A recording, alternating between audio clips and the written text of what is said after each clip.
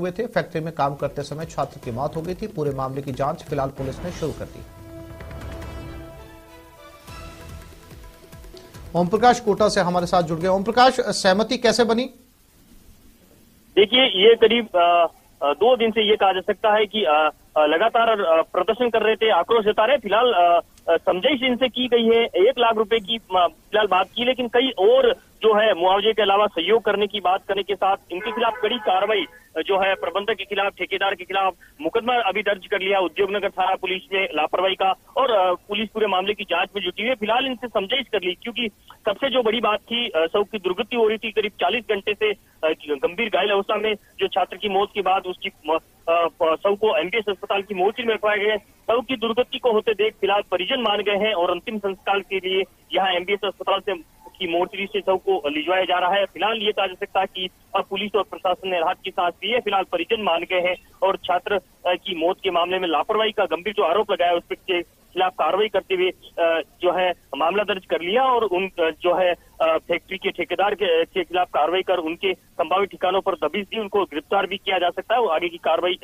Police जो है जांच करने में जुटी है। लेकिन ये कहा जा सकता है कि 2 दिन में लगातार ये रात को भी डटे हुए थे। परिजन मांग कर रहे थे, 20 लाख रुपए की मुआवजे की मांग कर रहे थे, उनके खिलाफ कड़ी कार्रवाई की मांग कर रहे थे। 2 दिन से ये जो 17.5 वर्षीय जो स्कूली छात्र है उसकी दर्दनाक मौत हो गई थी। उसको फैक्ट्री में कैसे काम करवाया जा रहा था, परिजन ने कैसे भेज दिया, फैक्ट्री संचालक ने काम पे कैसे रख लिया, कई बड़े सवाल खड़े थे। उसके बाद में जो है परिजनों का, स्थानीय लोगों का जो आक्रोश व्याप्त था और लगातार धरना प्रदर्शन कर रहे थे, आंदोलन कर रहे थे, और अब फिलहाल समझाइश कर ली गई है और उद्योगनगर थाना पुलिस पूरे मामले की जांच कर रही है और छात्र के शव को अंतिम संस्कार के लिए यहाँ से ले जाया जा रहा है। जी, जानकारी के लिए आपका धन्यवाद।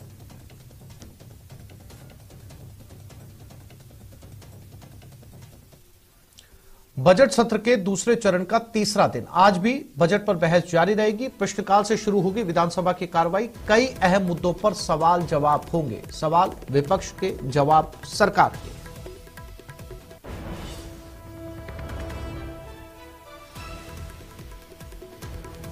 तो आज एक बार फिर से बजट सत्र को लेकर विधानसभा में कार्रवाई, सवाल और जवाबों का दौर।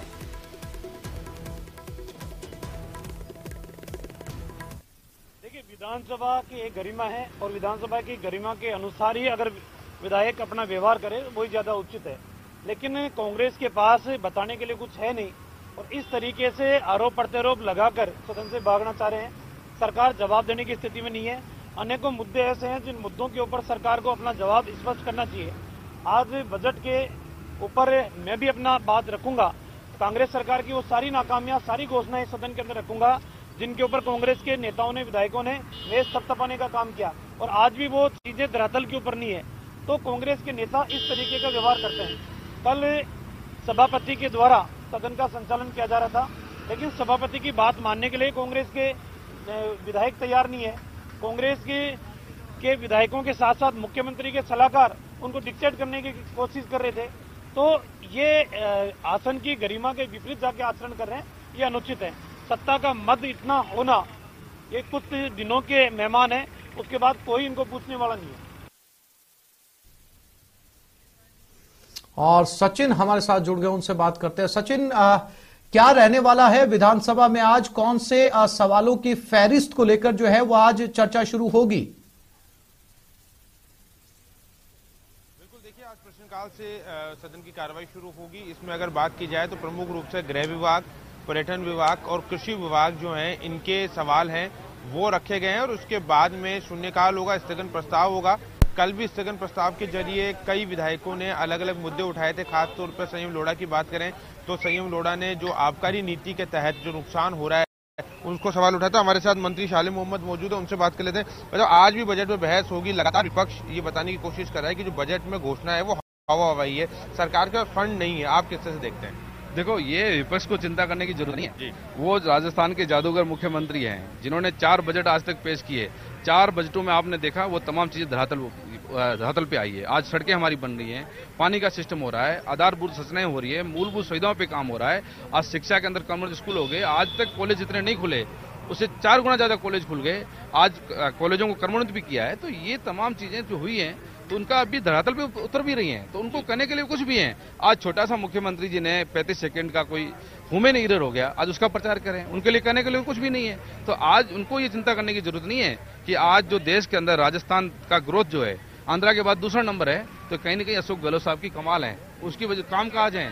आज राजस्थान की जनता में जो उन्होंने काम किया है उसी का रिजल्ट है। इसलिए आप देखेंगे कि बजट जल्दी पेश करने का मतलब यही है कि समय पर काम शुरू हो जाए।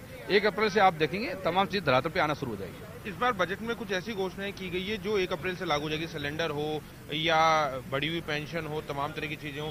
तो इसको लेकर आपको क्या लगता है आने वाले समय में चुनाव में इसका फायदा आप लोगों को मिलेगा? देखो 2-3 चीजें हैं चुनाव के। देखो जनता, राजस्थान की जनता तय कर चुकी है, जो हमेशा एक बार कांग्रेस एक बार बीजेपी रहती है वो मिथे टूटेगा।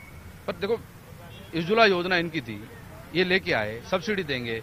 आज गरीब आदमी का वो सिलेंडर एक श्रृंगार बन के बढ़ गया। आज 500 रुपए में हम सिलेंडर दे रहे हैं। 2000 यूनिट किसानों को बिजली फ्री पहली बार हुआ है। आप देखेंगे छोटे जो किसान हैं उनका बिजली का बिल शून्य हो जाएगा। आज 1 करोड़ 4 लाख लोग ऐसे हैं जिनका बिजली का बिल शून्य हो रहा है।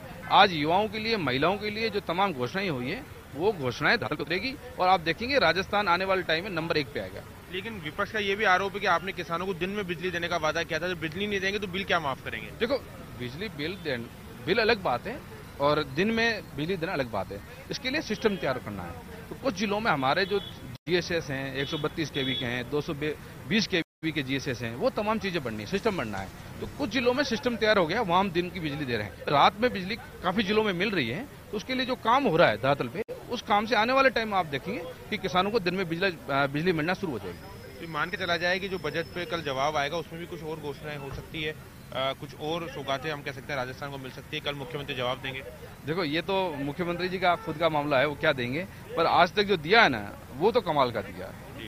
आप भी देखेंगे कि सरकारें आई गई है, पर जो इस सरकार में जो काम हुआ है, घोषणाएं हुई हैं, धरातल पे काम हुए हैं, वो घोषणाएं तो आज तक किसी ने नहीं की। बिल्कुल, शुक्रिया हमसे बात करने के लिए।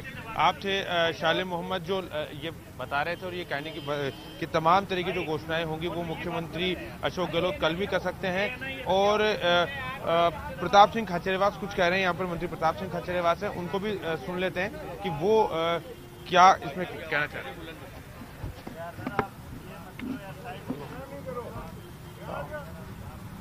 आज भी बजट में बहस लगातार जारी रहेगी। विपक्ष ये कह रहा है कि बजट घोषणा के हवा हो। देखिए बजट पे राजस्थान की विधानसभा में जो बहस चल रही है उस बहस से एक बात साबित हो गई है कि केंद्र सरकार का जो बजट फेल हुआ उसके कारण बीजेपी दबाव में, बीजेपी के विधायकों के पास बोलने के लिए कोई मुद्दा ही नहीं है। हमने 100 यूनिट तक बिजली फ्री कर दी।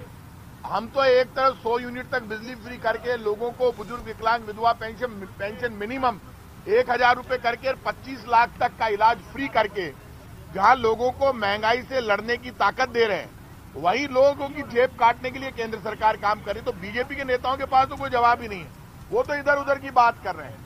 वो बार बार जिस तरह की बातें कर रहे हैं उससे स्पष्ट हो गया कि बीजेपी केंद्र की सरकार में फेल हो गई। मैं लोगों से हमेशा कहता हूं, बीजेपी हो या कांग्रेस, तराजू लेकर तोल परख कर देखना चाहिए काम कौन कर रहा है।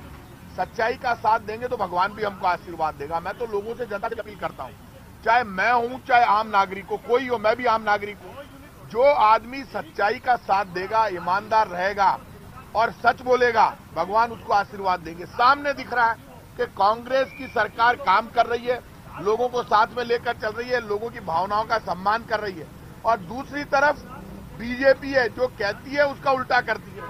कोई काम बीजेपी ने नहीं किया, आज तक कोई वादा पूरा नहीं हुआ। 15 लाख और अच्छे दिन का वादा तो भारतीय जनता पार्टी ने चुनाव से पहले किया था। नोटबंदी के बाद 50 दिन में प्रधानमंत्री जी ने कहा था देश बदल दूंगा, नहीं तो भाइयों बहनों चौराहे पर फांसी पर चढ़ जाऊंगा। हम फांसी पर किसी को नहीं चढ़ाना चाहते, ना कोई फांसी पर चढ़ेगा, लेकिन नोटबंदी के बाद देश के हालात बिगड़ते गए, स्थितियां बिगड़ती गई। और मैं आज आपसे कह रहा हूं कि बीजेपी विधानसभा में पूरी तरह से फेल हो गई, बीजेपी बिखरी हुई है। कारण यह कि बीजेपी के अंदर विधायक दल की मीटिंग होती है तो आपस में ये भी बात करते हैं कि बोले क्या, कुछ छोड़ा ही नहीं। अशोक गहलोत ने जब बजट पेश किया उसके बाद जिस तरह से नीचे से जमीन थी बीजेपी वालों की, तो मुद्दा क्या है आप मुझे ये बताइए। एक एक हर विधानसभा क्षेत्र में सड़कें भी दे रहे हैं, काम भी कर रहे हैं। मैंने पहली बार देखा, इन्होंने तो 18,000 स्कूलें बंद की थी, हमने तो महात्मा गांधी अंग्रेजी मीडियम स्कूलें खोल दी। बच्चों को 2 यूनिफॉर्म फ्री मिल रही है, बच्चे की आंख में चमक है, छोटे बच्चों को दूध मिल रहा है, सब काम जब आपकी नीयत अच्छी होती है तो भगवान घर में बरकत भी अच्छी करते हैं। कांग्रेस की सरकार की, कांग्रेस की पूरी टीम की नीयत अच्छी है, सोच अच्छी है। और मैं इतना कह सकता हूं कि ये कुछ भी कर ले बीजेपी के लोग, बीजेपी का झूठ, फरेब और धोखा पूरा देश देख रहा है। अब बीजेपी का झूठ, फरेब और धोखा नहीं चलेगा। धर्म के नाम पर टकराव खड़ा करके, हिंदू मुसलमान की बातें करके, हिंदू मुसलमान के मुद्दे पर व्हाट्सएप पर, सोशल मीडिया पे माहौल बना के आपने वोट ले लिए, लेकिन लोग जो भूख से मर रहे हैं उनकी बद्दुआ तो बीजेपी वालों को लगेगी। आज गरीबी जबरदस्त है, भूख जबरदस्त है। सिलेंडर हम 70 लाख परिवारों को 500 रुपए में देगी राजस्थान की सरकार।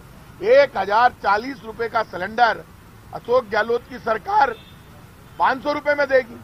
और मोदी सरकार ने आज तक सब प्रधानमंत्रियों के रिकॉर्ड तोड़ दिए, सब्सिडी खत्म कर दी।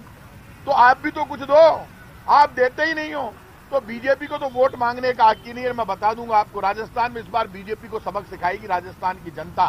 बीजेपी का झूठ अब चलेगा नहीं। सर, अडानी मामले को लेकर अमित शाह जी ने ये बोला है कि उसको कुछ पैसा खा के थोड़ी पता है, क्यों आप डर रहे हो? और सेकंड ये है कि राजस्थान में वो ये कह रहे हैं कि क्यों राजस्थान सरकार ने कोई जमीन दे दी, क्यों विरोध कर रही है उनका? वो बार बार इस बात को बीजेपी उठाने वाली है, किससे बोल रही है? देखिए, भारतीय जनता पार्टी ने केंद्र की सरकार ने सुप्रीम कोर्ट में हल्फनामा देकर कहा कि हम कमेटी बनाने के लिए तैयार हैं, अडानी घोटाले की जांच करने के लिए तैयार हैं। जो बात सुप्रीम कोर्ट में एफिडेविट केंद्र सरकार ने दिया, वो एफिडेविट इनको देने की कहां जरूरत थी? आप ज्वाइंट पार्लियामेंट्री कमेटी बना देते। राहुल गांधी और पूरी कांग्रेस पार्टी ने डिमांड खड़ी की, पूरे अपोजिशन ने कहा कि आप अडानी घोटाले की जांच कराओ। LIC का पैसा केंद्र सरकार ने दिया, बैंकों का पैसा केंद्र सरकार ने दिया। आप लाखों करोड़ रुपए दे देते हैं। राजस्थान की सरकार ने यदि अडानी के साथ MOU करके कोई जमीन दी है तो ज्वाइंट पार्लियामेंट्री कमेटी, जब पूरे देश में केंद्र सरकार ने लाखों करोड़ रुपए दे दिए, बर्बाद कर दिया, देश की जनता का खजाना अडानी पर लुटा दिया, जब जांच होगी तो राजस्थान की भी सामने आ जाएगी सच्चाई। तो आपको कौन मना कर रहा है राजस्थान की जांच करना? ने JPC में बीजेपी के विधायक भी रहेंगे, कांग्रेस के भी रहेंगे, तो आप डर क्यों रहे हो? हम कब मना? तो इस बुलेटिन में फिलहाल इतना ही। नमस्कार।